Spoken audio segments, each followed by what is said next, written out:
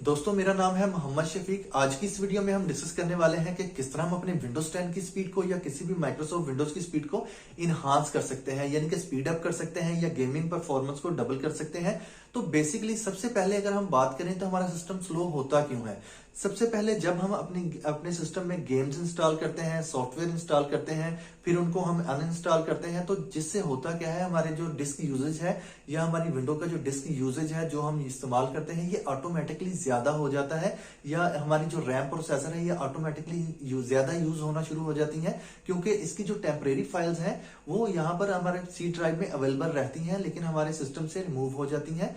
Basically जो हमारा software है वो रिमूव हो गया, लेकिन उसकी जो फाइल है वो सी ड्राइव में है, वो बैकग्राउंड में वर्क करती रहती हैं या हमारे जो रैम है उसको यूज करती रहती हैं। तो इस तरह अगर हम उसको रिमूव कर देंगे तो हमारी विंडो की स्पीड जो है या हमारे कंप्यूटर की ओवरऑल परफॉर्मेंस काफी बेहतर हो जाएगी। नंबर दो पर जो मेजर सेटिंग है वो क्या है, वो है विंडोज अपडेट। अगर आप अपनी विंडोज को अपडेट करते हैं लेकिन आपके पास सी ड्राइव में स्पेस ही इतनी ज्यादा नहीं है, लेकिन अगर आपके पास 16 GB है तो ही आप इसको ऑटोमेटिक पर सेट करें। जैसे ही आपकी जो विंडो है वो अपडेट हो जाएगी तो आपकी सी ड्राइव में स्पेस काफी कंप्रेस हो जाएगी, कम हो जाएगी, जिसकी रीजन ये होगी कि आपकी जो आपके जितने भी सॉफ्टवेयर हैं वो सही तरह से वर्क नहीं करेंगे, क्योंकि आपके पास जो रैम है और जो आपके पास स्पेस है वो कम है। ठीक है, क्योंकि जो आपकी रैम है वो भी आपकी जो विंडोज अपडेट है उसने यूज कर ली है और आपकी जो स्पेस है वो भी उसने यूज कर ली है। तो अब आपकी विंडो कैसे फास्ट हो सकती है। अब आपने करना क्या है, आपने इसको जाकर वहां पर इसकी जो सेटिंग है मैं अभी आपको कंप्यूटर पे करके दिखाऊंगा कि किस तरह आपने अपने एप्लीकेशंस को और अपनी विंडोज की अपडेट को आपने डिसेबल करना है, और आपने जितनी भी जंक्स फाइल है उनको आपने रिमूव करना है, जिससे आपके पीसी की जो परफॉर्मेंस है वो काफी फास्ट हो जाएगी और आपकी जो गेमिंग परफॉर्मेंस है वो भी डबल हो जाएगी, और जो FPS है वो भी इससे काफी बेहतर होने वाला है। FPS बेहतर होगा तो आपकी गेमिंग परफॉर्मेंस भी अच्छी हो जाएगी और डबल हो जाएगी। तो ये सेटिंग आप जरूर कीजिएगा। नंबर तीन में अगर हम देखें तो जैसे ही हम अपनी विंडोज को अपडेट करते हैं, बेसिकली ये सारी जो प्रॉब्लम्स आती हैं वो अपडेट से आती हैं या एप्लीकेशन से आती हैं।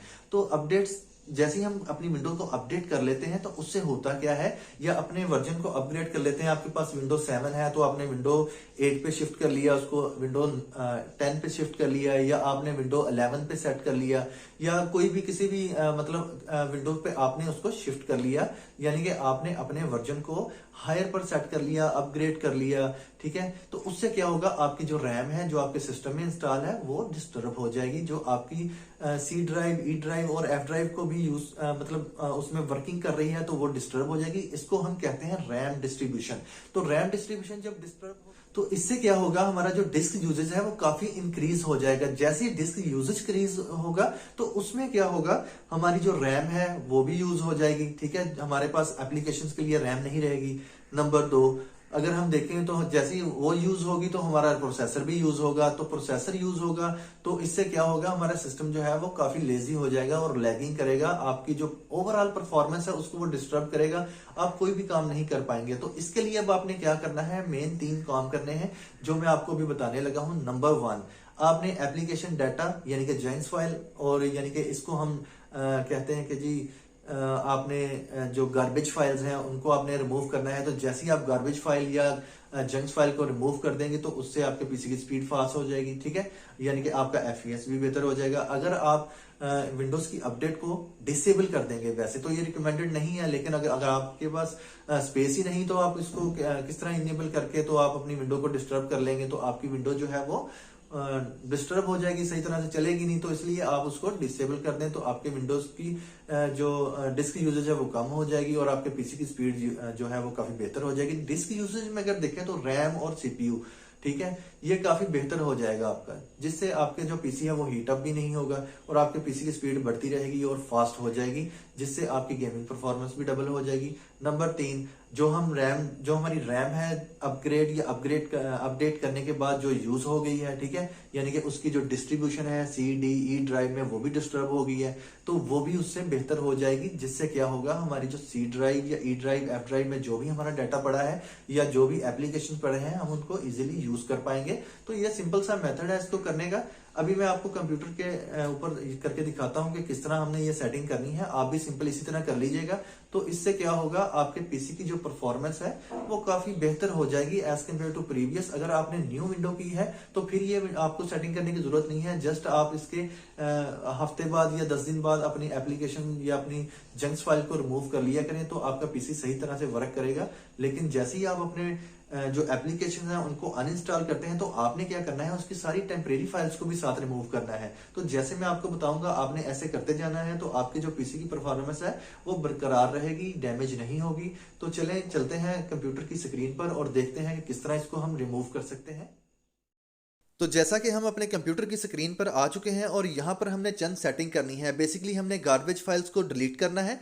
सबसे पहले हमने विंडो प्लस आर प्रेस करना है, तो रन कमांड हमारे पास अपीयर होगा। यहाँ पर हमने टाइप करना है, सिंपल सी कमांड टाइप करनी है, %temp%। तो जैसे ये टाइप करेंगे, ओके के बटन पर अप्लाई करेंगे, तो टेम्परेरी का जो फोल्डर है वो हमारे पास अपीयर होगा। यहाँ पर हमने कंट्रोल ए करना है, तो इसको स्क्रॉल करेंगे, चेक भी कर सकते हैं कौन कौन सी फाइल्स अवेलेबल हैं। यहाँ पर कंट्रोल ए करेंगे, सिलेक्ट ऑल हो जाएगा। इसके बाद हमने राइट क्लिक करना है, इन फाइल्स के ऊपर डिलीट करना है। तो जैसे ही डिलीट करेंगे और कंटिन्यू के बटन पर अप्लाई करेंगे, तो तमाम जितनी भी जंक्स फाइल हैं ये ऑटोमेटिकली ही रिमूव होना शुरू हो जाएंगी और शिफ्ट हो जाएंगी हमारी रिसाइकल बिन में। तो यहाँ पर हमने चंद सेकंड वेट करना है और तमाम जितनी भी फाइल्स हैं उनको डिलीट होने देना है।